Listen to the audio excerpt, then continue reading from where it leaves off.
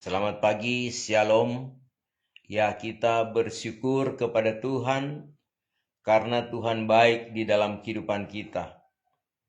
Kebaikan Tuhan tentunya kita bisa lihat, saudara, ya tatkala kita masih diberikan waktu, masih diberikan kesempatan oleh Tuhan, dan kesempatan ini tentunya ya kita pergunakan dengan sebaik-baiknya. Sebab waktu yang ada ini dia tidak akan kembali, ya.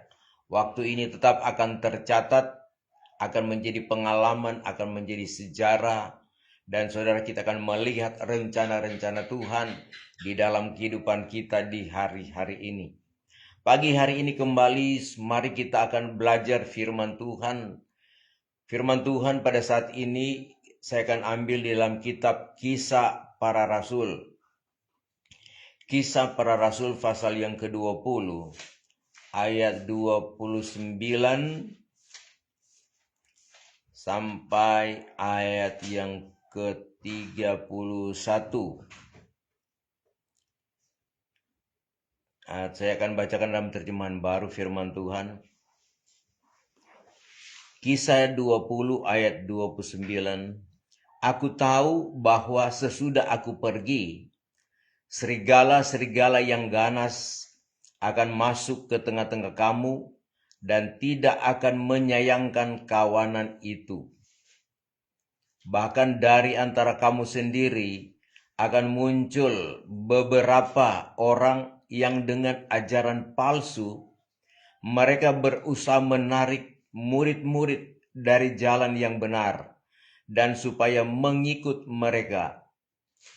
Sebab itu berjaga-jagalah dan ingatlah bahwa aku 3 tahun lamanya siang malam dengan tiada berhenti-hentinya menasehati kamu masing-masing dengan mencucurkan air mata. Pembacaan firman Tuhan sampai di sana, dan kita saudara memperhatikan firman Allah pada pagi hari ini adalah berbicara tentang ya bagaimana kuasa kegelapan yang senantiasa menghambat akan pelayanan daripada Rasul Paulus, ya. Rasul Paulus, saudara sekalian, tatkala dia akan mengadakan perjalanan ya dari Efesus menuju ke Yerusalem, dia pun mengalami sesuatu yang luar biasa, ya. Dia tahu bahwa pengikat dan sengsara menantikan dia. Namun saudara, dia katakan dia tidak mengindahkan nyawanya berharga pada dirinya. Yang penting dia dapat menyelesaikan tugas tanggung jawab yang diberikan oleh Tuhan kepadanya, yaitu memberitakan Injil kerajaan.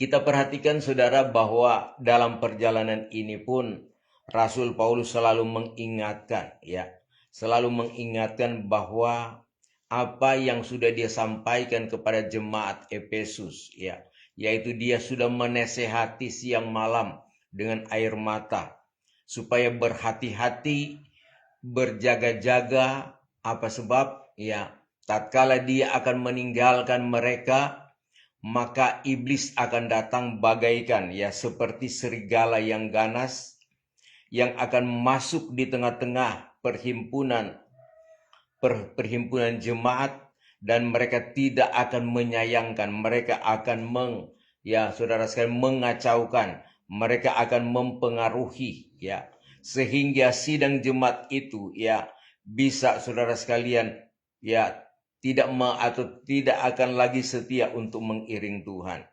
Dikatakan saudara, ya, bahkan dari antara kamu sendiri akan muncul beberapa orang yang dengan ajaran palsu, ya, menarik hati murid-murid pada jalan yang benar kepada jalan yang salah atau jalan yang keliru.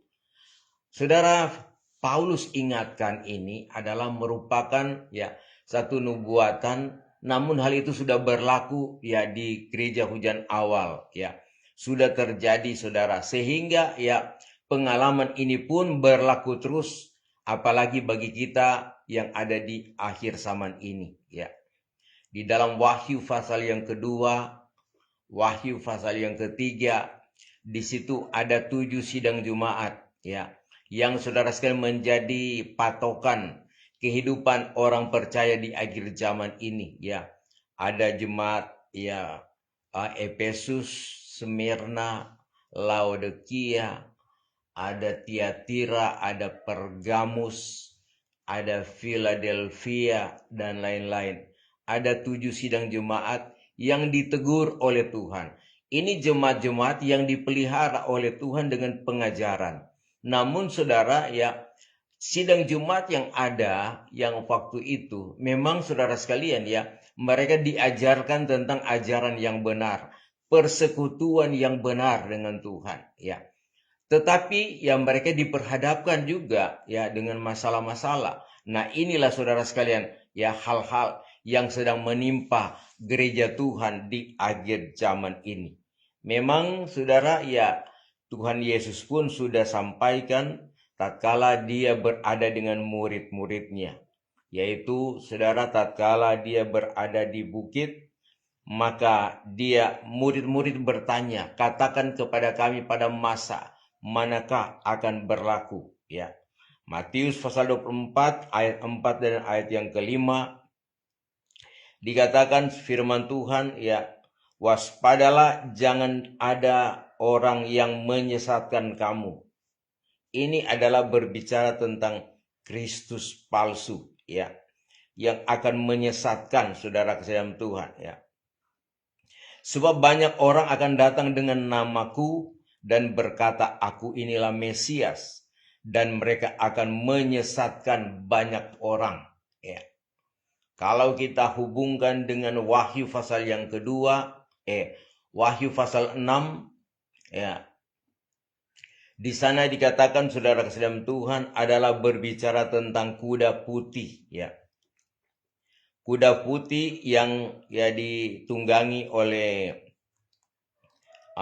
kuasa kegelapan, maka dia, saudara sekalian, ya, dikatakan bahwa dia memberitakan, ya, tentang berbicara tentang Kristus palsu, ya. Di dalam ayat yang pertama Wahyu 6, maka aku melihat anak domba itu membuka yang pertama dari ketujuh meterai itu, dan aku mendengar yang pertama dari keempat makhluk itu berkata dengan suara bagaikan bunyi guru, mari. Dan aku melihat sungguhnya ada seekor kuda putih, dan orang yang menungganginya memegang sebuah panah, dan kepadanya dikaruniakan sebuah mahkota, lalu ia maju sebagai pemenang untuk merebut kemenangan. Ini punya hubungan dengan Matius pasal yang ke-24, ya saudara sekalian, ayat 4 dan ayat yang kelima berbicara tentang Kristus palsu, ya, yang akan saudara sekalian mempengaruhi sidang jemaat, ya. Oleh sebab itu saudara, ya, gereja Tuhan di akhir zaman ini, ya, kenapa terjadi perpecahan, ya? Karena saudara sekalian nubuatan ini, ya, ada guru-guru palsu, ya, pemimpin-pemimpin palsu, ya, yang akan datang untuk mempengaruhi, mengacaukan, ya. Bahkan Rasul Paulus katakan, ya, dari antara kamu pun, ya, akan muncul beberapa orang, ya, untuk, ya, mempengaruhi, bahkan memberikan ajaran yang salah, ajaran yang sesat, ya, menarik hati, ya. Nubuatan juga Nabi Yesaya, saudara kesayangan Tuhan, ya, sudah berlaku, yaitu Yesaya pasal 3 ayat yang ke-12. Kita akan baca firman Tuhan. Adapun umatku, penguasa mereka ialah anak-anak, dan perempuan-perempuan memerintah atasnya. Hai umatku, pemimpin-pemimpinmu adalah penyesat, dan jalan yang kamu tempuh mereka kacaukan, ya. Ini saudara sekalian, ya, nubuatan Nabi Yesaya waktu itu. Namun saudara sekalian, itu memang sudah terjadi, ya.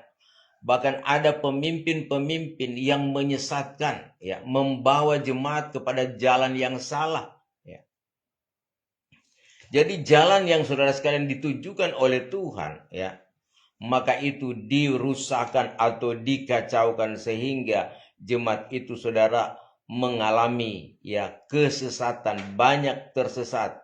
Sebab itu banyak gereja Tuhan yang mati di padang belantara. Di dalam ayat yang ke-23 ya Yesaya 3 dikatakan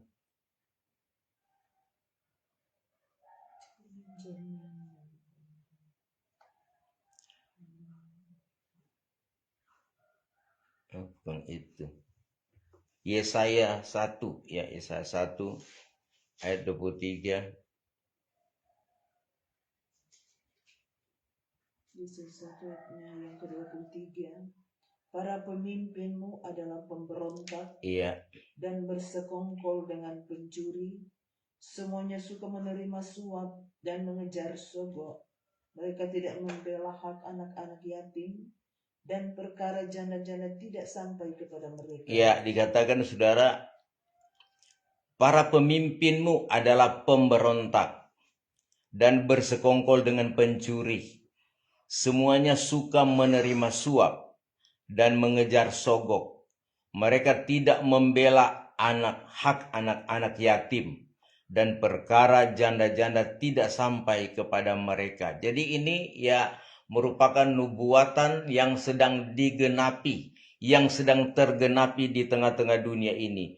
Oleh sebab itu, saudara kasih dalam Tuhan, menghadapi semua ini, maka kita ya hamba-hamba Tuhan, anak-anak Tuhan, maka kita selalu datang kepada Tuhan, selalu datang meminta petunjuk-petunjuk Tuhan, supaya kita tidak akan terbabit atau kita tidak akan jatuh pada perkara-perkara yang jahat yang diajarkan oleh orang-orang yang tidak bertanggung jawab. Saudara, di dalam saudara sekalian suratan juga ya nubuatan Nabi Yeremia.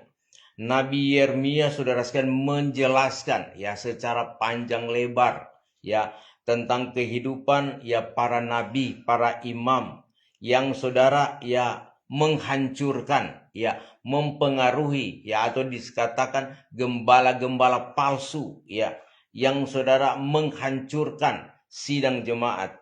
Yeremia pasal yang kita akan baca dari Yeremia 23 ayat yang ke-11. Ayatnya yang ke-11. Iya. Sungguh baik nabi maupun imam berlaku fasik. Ya, sungguh baik nabi maupun imam berlaku fasik. Di rumahku pun juga aku mendapati kejahatan mereka. Demikianlah firman Tuhan. Ya, di rumahku pun, bahkan di dalam gereja pun, ya, Tuhan mendapati kejahatan mereka. Ya, demikianlah firman Tuhan. Ya, fasik. Jadi imam-imam dan para nabi, saudara sekalian, berlaku fasik. Nah, ini tentunya saudara sekalian terjadi juga bagi kita gereja Tuhan di akhir zaman ini. Sebab itu, saudara, di dalam kita beribadah kepada Tuhan, ya, bukan semua saudara sekalian yang disampaikan itu yang harus kita saudara sekalian terima. Tetapi terkadang pemberitaan yang disampaikan itu bukan lagi menegur dosa, menegur salah jemaat, tetapi yang terjadi khotbah kenyamanan, ya. Selalu berbicara tentang berkat, ya. Selalu berbicara tentang perlindungan, ya. Selalu berbicara hal-hal ketenangan, kenyamanan. Tetapi ya tidak menegur substansi atau menegur hati atau orang-orang yang berbuat jahat sehingga bertobat dari kejahatannya. Dan ini pun saudara, kalau kita memperhatikan saudara, bahwa hal ini pun memang ya Tuhan sudah sampaikan kepada orang-orang Samaria, ya, orang-orang yang ada di Yehuda, ya. Ayat yang ke-13 dikatakan begini, ya. Di kalangan para nabi Samaria, aku melihat ada yang kurang pantas. Mereka bernubuat demi Baal dan menyesatkan umat Israel, ya. Berarti di dalamnya ada penyembahan berhala, ya. Para nabi pun ada penyembahan berhala, ya. Nah, itu saudara terjadi di Samaria, ya, orang Israel. Kemudian juga ya Di Yehuda, ya, di Yehuda pun ayat yang ke-14 dikatakan, ya, tetapi di kalangan para nabi Yerusalem, aku melihat ada yang mengerikan. Mereka berzina dan berkelakuan tidak jujur. Mereka menguatkan hati orang-orang yang berbuat jahat, sehingga tidak ada seorang pun yang bertobat dari kejahatannya. Semuanya mereka telah menjadi seperti Sodom bagiku dan penduduknya seperti Gomora. Ya, saudara, Tuhan sangat benci dan Tuhan sangat marah, sehingga ya Tuhan akan membinasakan kalau mereka tetap melakukan hal-hal yang jahat. Ya, bahkan saudara, ya, dikatakan oleh ya pemimpin atau nabi-nabi yang saudara sekalian berbuat jahat, ya, mereka tetap menguatkan orang-orang yang berbuat dosa, yaitu bahwa Tuhan akan tetap menyertai dan Tuhan tidak akan memberikan ya bencana, ya. Nah, ini saudara sekalian, ya, dosa semakin bertambah-tambah karena tidak ditegur, ya. Ayat yang ke-17 dikatakan firman Tuhan, mereka selalu berkata kepada orang-orang yang menista firman Tuhan. Jadi mereka menyampaikan kepada orang-orang yang menista firman Tuhan atau melanggar firman Tuhan, kamu akan selamat. Dan kepada setiap orang yang mengikuti kedegilan hatinya, mereka berkata, malah petaka tidak akan menimpa kamu. Ya saudara, ini ajaran-ajaran yang saudara sekalian salah, ya, tidak menegur salah, tidak menegur dosa. Nah, dan saudara kasih dalam Tuhan, hal ini pun memang berlaku di akhir zaman ini. Terkadang ya orang berpikir, ya, tatkala kalau sudah ada di tempat ibadah, sudah ada di gereja, dia berpikir bahwa dia sudah benar, sudah ya sesuai dengan kehendak Tuhan. Tetapi saudara, kita mendengar apa yang disampaikan. Karena kalau firman Tuhan itu ya hanya sekedar menghibur, maka saudara sekalian, ya tentunya sidang Jumat juga tidak akan memahami bahwa dalam dunia ini kita perlu menghadapi berbagai pergumulan, banyak masalah. Jadi tatkala ia berkhotbah menegur dosa, ya, mereka saudara sekalian tidak mau. Apa sebab? Ya, mungkin berpikir jemaat akan mundur, jemaat tidak akan menjadi kuat. Tetapi Tuhan katakan terus terang. Jadi kalau memang itu dari Tuhan, ya katakan. Apa sebab? Orang yang daripada Tuhan, orang yang mengenal Tuhan, orang yang cinta Tuhan, yang tahu kebenaran, dia pasti akan lebih dikuatkan, ya. Karena saudara, di tengah-tengah pergumulan justru di situ Tuhan hadir, ya. Orang kalau udah ada pada zona nyaman, dia tidak akan merasakan penyertaan Tuhan, perlindungan Tuhan. Tetapi nanti tatkala dia ada masalah, baru dia mengeluh kepada Tuhan, dia berdoa kepada Tuhan. Seringkali kita pun menghadapi hal yang demikian. Nah, saudara kasih dalam Tuhan, menghadapi semua ini, ya, bahkan Tuhan pun menegur orang-orang Israel, ya. Di dalam Yesaya pasal 1, ya, kita akan membaca di dalam ayat yang ke-10, ya, firman Tuhan demikian. Ya, dengarlah firman Tuhan, hai pemimpin-pemimpin manusia Sodom. Perhatikanlah pengajaran Allah kita, hai rakyat manusia Gomora. Untuk apa itu korbanmu yang banyak-banyak, firman Tuhan? Aku sudah jemu akan korban-korban bakaran berupa domba jantan, dan akan lemak dari anak lembu gemukan. Darah lembu jantan dan domba-domba dan kambing jantan tidak kusukai. Apabila kamu datang untuk menghadap hadiratku, siapakah yang menuntut itu daripadamu?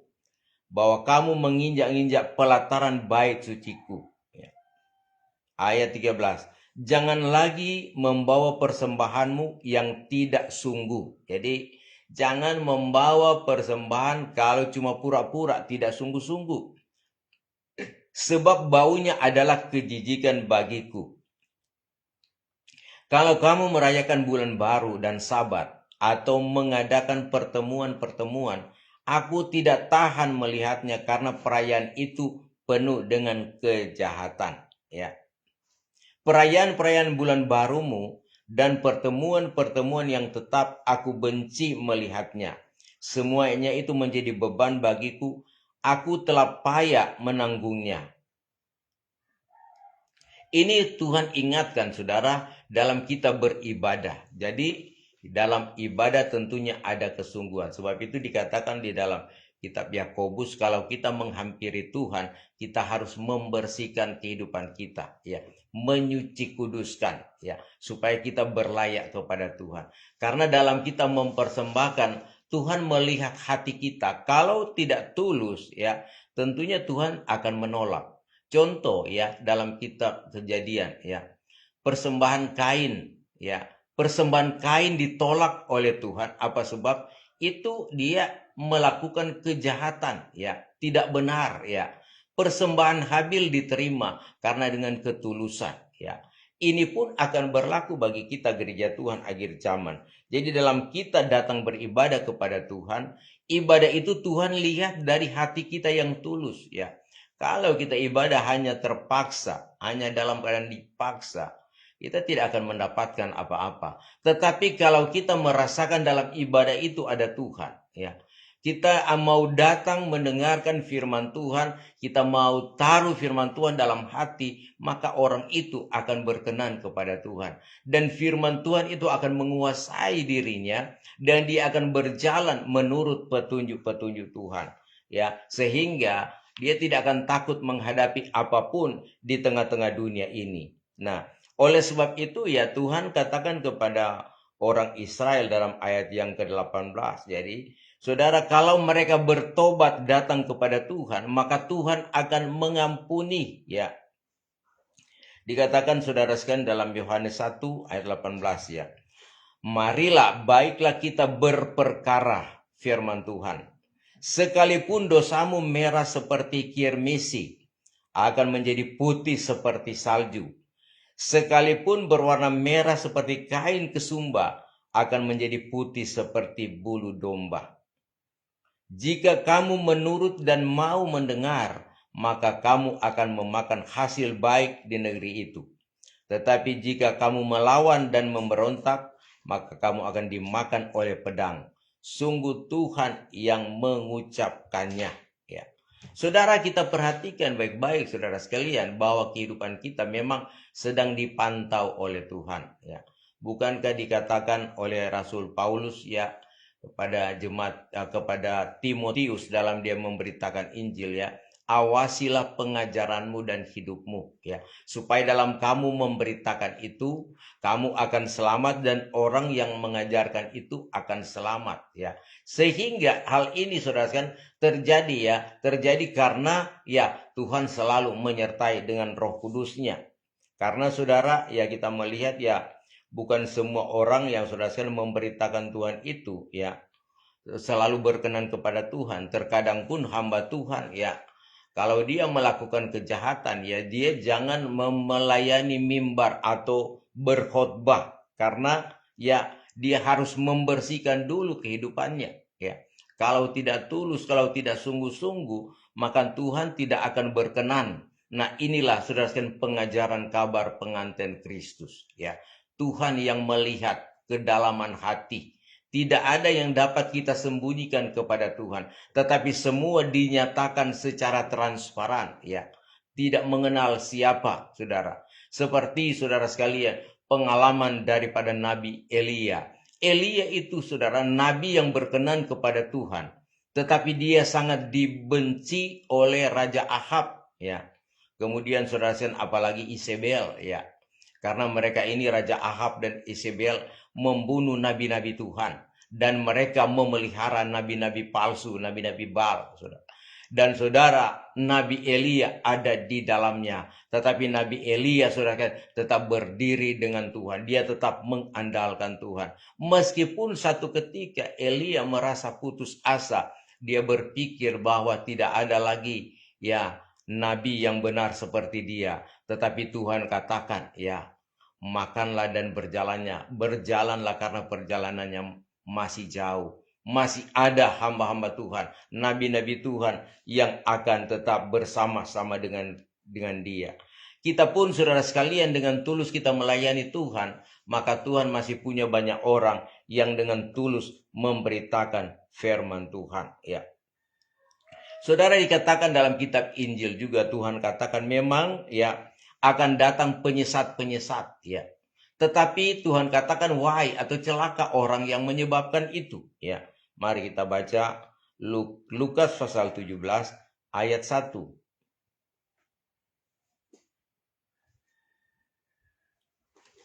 Yesus berkata kepada murid-muridnya, tidak mungkin tidak akan ada penyesatan, tetapi celakalah orang yang mengadakannya, ya. Tak dapat tiada, ya, di dalam dunia ini, dalam kita mengiring Tuhan akan ada penyesatan dan akan ada orang yang tersesat. Tetapi Tuhan katakan wahai atau celaka orang yang menyebabkan kesesatannya, ya. Kalau kita membaca saudara sekalian, lebih baik ya dia ditenggelamkan di dalam, ya, ayat yang kedua, adalah lebih baik baginya jika sebuah batu kilangan diikatkan pada lehernya lalu dilemparkan ke dalam laut daripada menyesatkan salah satu dari orang-orang yang lemah ini, ya. Saudara, ini adalah merupakan teguran bagi pemimpin-pemimpin. Jangan sampai jadi penyesat. Jangan sampai jadi penghalang dalam melayani pekerjaan Tuhan. Karena saudara sekalian kita melihat juga, ya, dalam berbagai tempat ada pelayanan-pelayanan yang dihambat, ya. Sudahlah kalau orang yang menghambat itu orang-orang yang tidak mengerti kebenaran, orang-orang kafir, ya saudara. Tetapi terkadang ada hamba-hamba Tuhan yang menghambat pelayanan, mempengaruhi sidang jemaat sehingga jemaat itu terpengaruh, bahkan sampai mereka membenci hamba Tuhan, membenci gembala, ya, cuma karena hasutan, cuma karena dipengaruhi oleh, ya, pengaruh roh-roh jahat, roh-roh iblis, ya. Dan mereka pikir mereka sebagai pemimpin sudah benar, saudara. Tetapi ternyata tindakannya tidak berkenan kepada Tuhan. Namun saudara sekalian, kita yang sudah mengerti, tentunya kita bisa memahami semua itu. Karena firman Tuhan katakan sebagai hamba Tuhan, ya, yang dipakai oleh Tuhan, apa yang kamu tabur itu yang akan kamu tuai, ya. Kalau kamu menabur kejahatan, maka kamu akan menuai juga kejahatan, ya.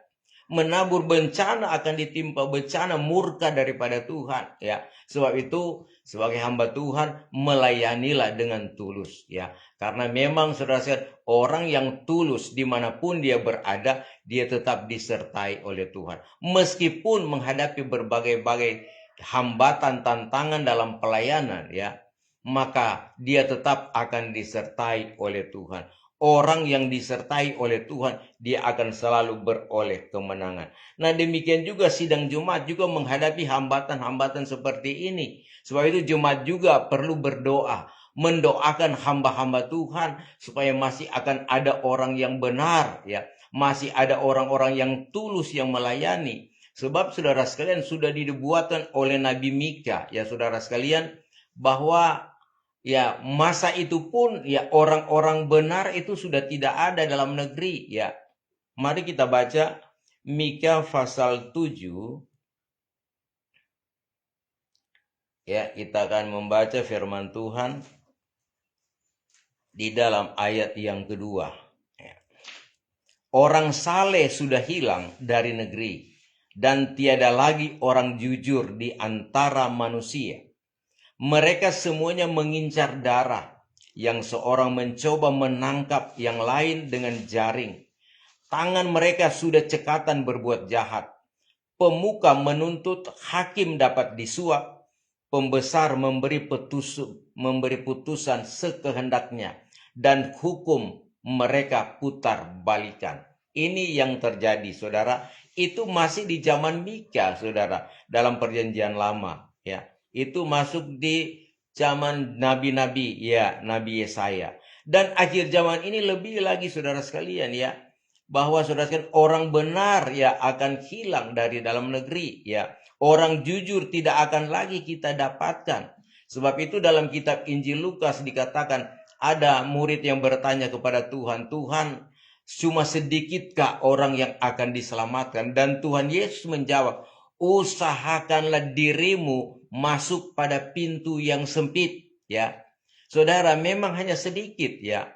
Sebab itu saudara, ya, dikatakan bahwa banyak yang terpanggil, sedikit yang terpilih, dan lebih sedikit lagi yang setia. Orang yang setia inilah yang berkenan kepada Tuhan. Kita semua sudah dipanggil oleh Tuhan, tetapi hati-hati jangan sampai kita tidak menjadi pilihan Tuhan.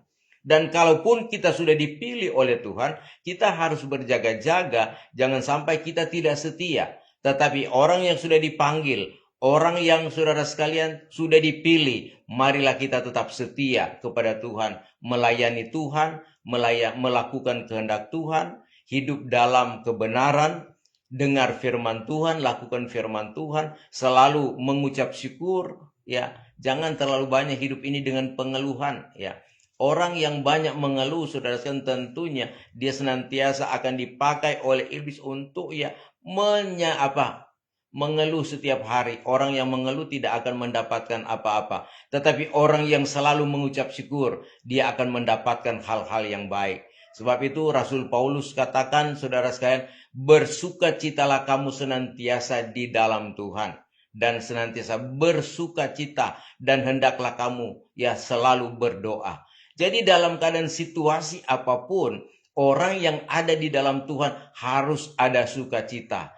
Karena sukacita di dalam Tuhan itu, saudara, adalah kekuatan bagi orang-orang percaya. Saya dan saudara akan selalu merasakan kekuatan kalau kita selalu bersukacita.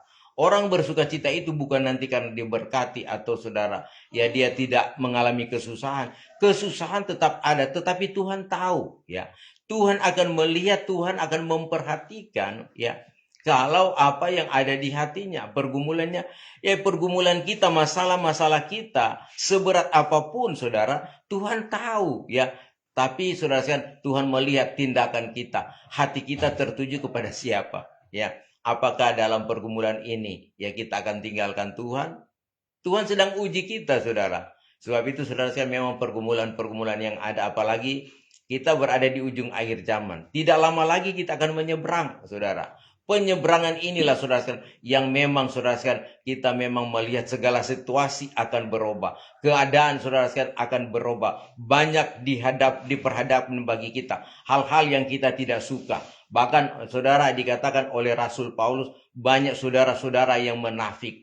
Orang-orang yang, saudara sekalian, cuma cari-cari muka, suka hidup dalam zona nyaman, bahkan berusaha untuk menghancurkan kita. Jangan kita melihat mereka, tetapi kita lihat Tuhan yang sudah menuntun kita. Jadi saudara kasih dalam Tuhan, firman Tuhan mengingatkan kita, saudara sekalian, bahwa kita harus terus ada di dalam Tuhan. Jadi kita tetap, saudara sekalian, setia apapun yang terjadi. Banyak nabi-nabi palsu akan muncul. Penyesat-penyesat akan muncul, menyesatkan dan tersesat. Jangan sampai kita disesatkan oleh pengajaran-pengajaran palsu dan sesat. Tetapi marilah kita tetap setia. Kita tetap beribadah kepada Tuhan. Sehingga dalam ibadah ini Tuhan bisa berbicara, menyampaikan lewat firman Tuhan, lewat nubuatan, karunia-karunia yang berjalan. Penglihatan, semuanya itu ada Tuhan yang menegur, menasihatkan bahwa Tuhan ada dengan kita. Ya, inilah saudara sekalian kebenaran firman Tuhan bagi kita di pagi hari ini.